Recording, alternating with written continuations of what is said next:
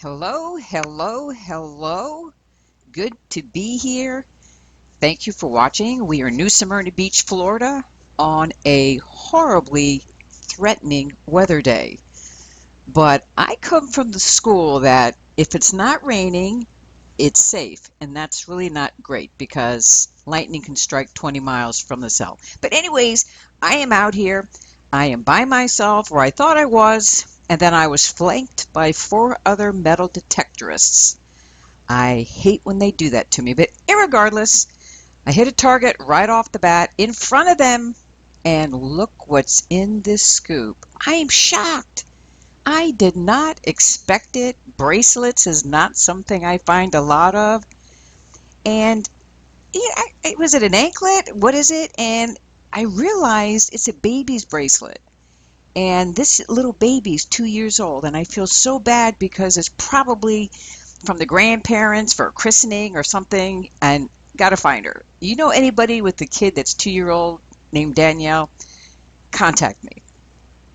So that was kind of fun, but it's like when you find a dog tag or a class ring or something, you want to get it back to them. So I'm trying to. But I'm back in the water.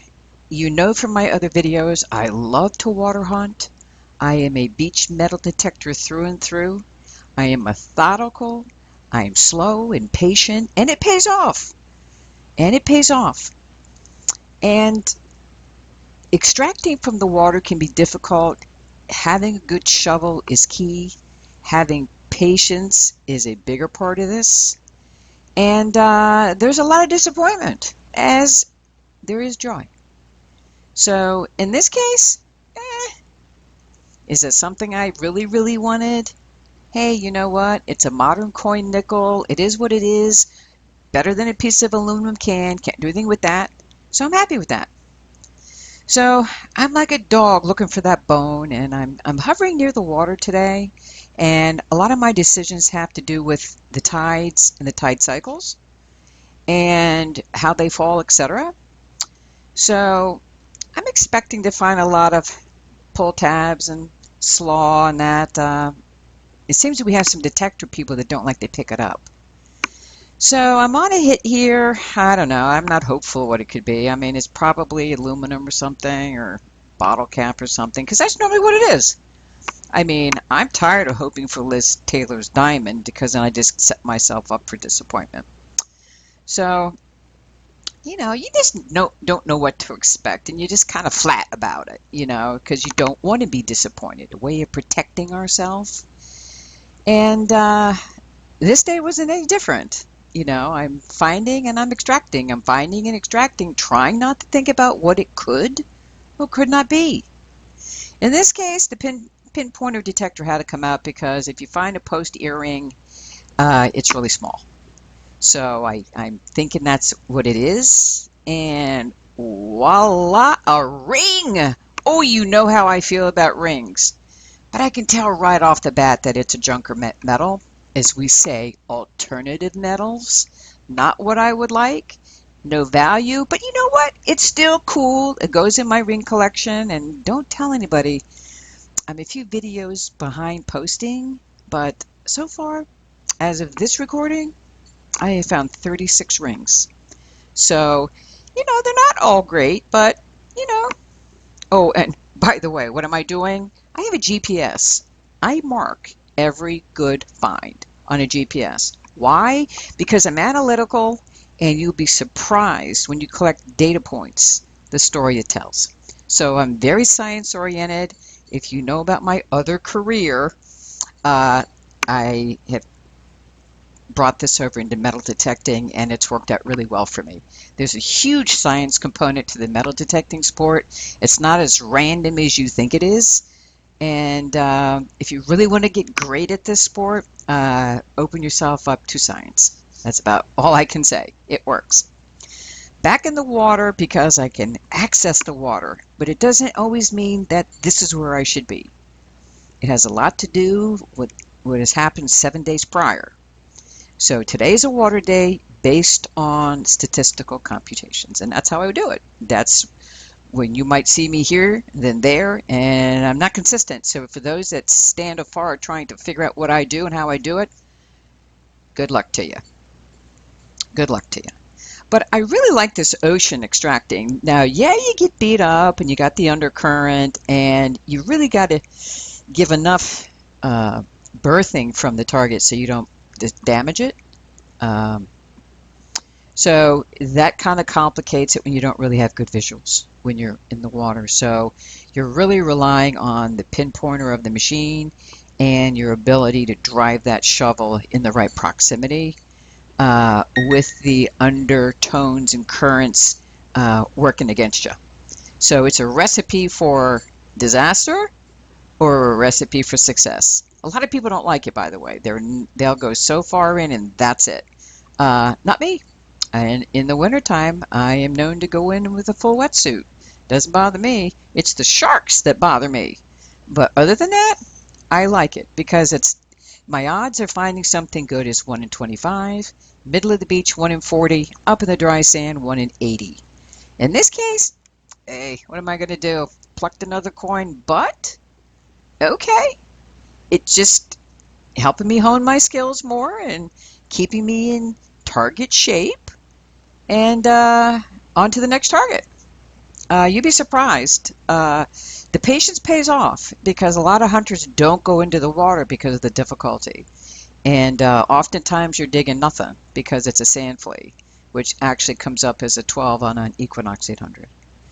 In this case, unexpected. I mean, a bullet casing in the ocean, and I can tell you, that's been there a long time. It's a 40 caliber Smith & Wesson, and it just makes you wonder, what's the story behind this casing? But am I totally surprised? Not at all. I've been finding a lot of small arm ammo, and nothing of this caliber, but it just makes you wonder, why does it end up on the beach? Obviously, there's a different utopia at night. It's frightening at night on the beach. It's not this postcard place you think it is. So we'll leave it to that. Sometimes I often wonder, am I finding a part of a crime scene? Is this bullet, was it involved in some kind of a crime? Don't know. But the storm is starting to bear down behind me, and I'm kind of like walking back to my car, and I hit this target, and 21 is normally a penny, so this is something I'm expecting. Just another coin, and it's been a fun day. I'm soaking wet, and I'll end up trashing my truck because of all the sand stuck to me and all the sand on all my crap, but that's what I do. So just let me get this penny out of the ground, and I can be along my way. Hopefully. I mean, I am not in the mood to dig to China. I mean, it's a 21. It's going to be a stinking Lincoln. Most of the times it is. And that's what I'm expecting. I mean, I'm not even in the gold range. So, I mean, it is what it is. But you notice how gentle I am? I mean, I am just got PTSD from snapping chains and busting glasses. So I give that target a lot of room. So what is she? Oh, are you kidding me? Now that's unexpected. Oh, this is serious. My arm is coming out.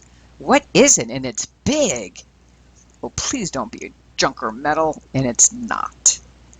I can't get that center sand plug out. It's like concrete.